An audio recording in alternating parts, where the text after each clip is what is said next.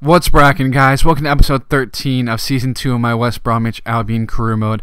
So we'll get this episode started off right away with a match against Crystal Palace away at Sellers Park. So Crystal Palace is actually doing very well. I'm sitting there in 12th place. We're still in 8th, and we have some games in hand, so hopefully we can move up and get a win in this matchup to really move up in those standings. Of course, Tosun is a guy that really gave some trouble in our previous matchup against Crystal Palace. And Varela is going to be the big change, and Herrera is back from injury after missing the Capital One Cup final.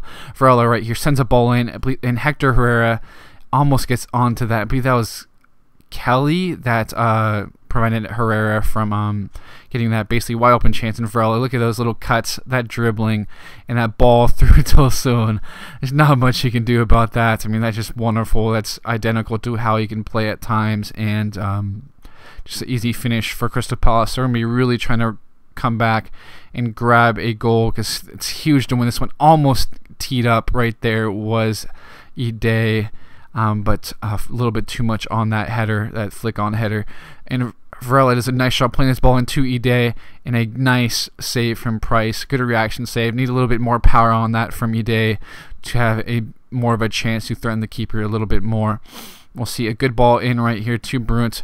He's going to play the ball here to Ide and right at the keeper again. So we're having a plethora of chances right here, but it's not working. But look at that turn by Pocognoli. He's going to put this ball to Zardes, who was the late substitute, and almost screwed up that chance. The thing is, I'm on manual shooting, so I have to really exaggerate in those situations so I don't have terrible misses.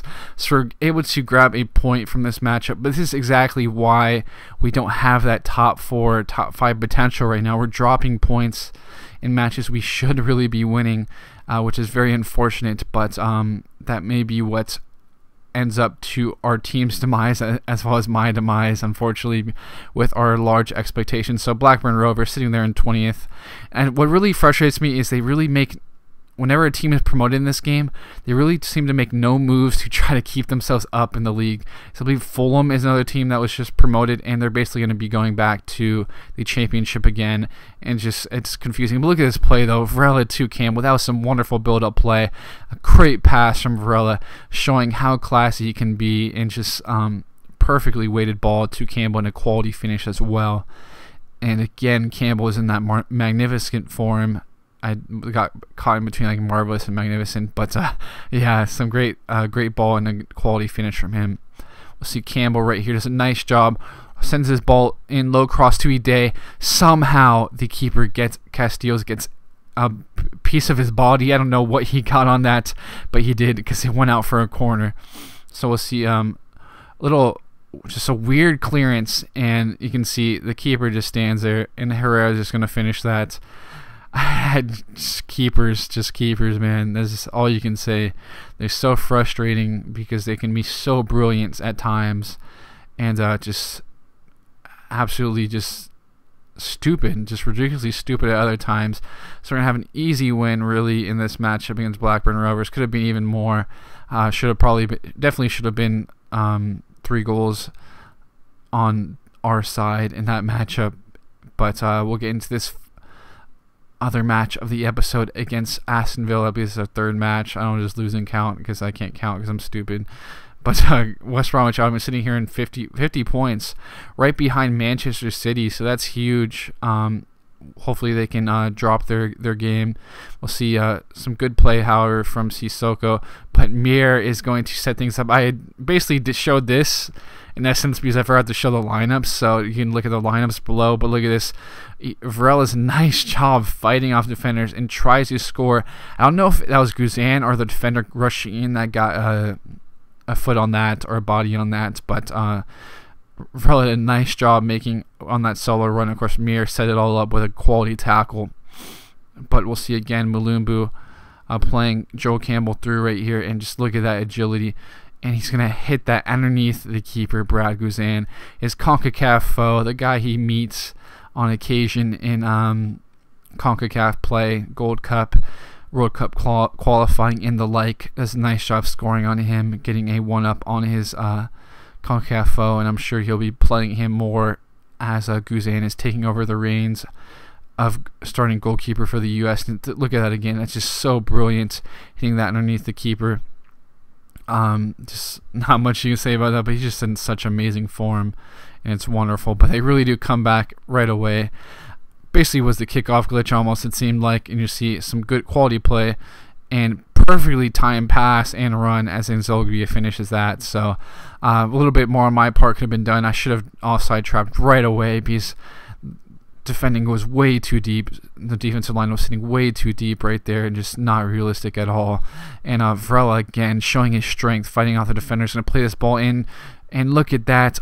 It was a back heel. I believe looked exactly like a back heel because the ball was a little bit behind him and it was back heeled, but a great save from both the defender and Guzan. It looked like. We'll see Dawson came in and stopped a chance right there as well. We'll see again. Eron Mir was tremendous in this matchup. He's so solid defensively, and that's what he has over Christian Gamboa. We'll have to see what happens to him, and we'll see again Campbell, so quick, so agile, just comes in right there. He's able to have a short post finish. I don't know why Guzan didn't come out earlier, because it was just, he should have, it just really should have came out.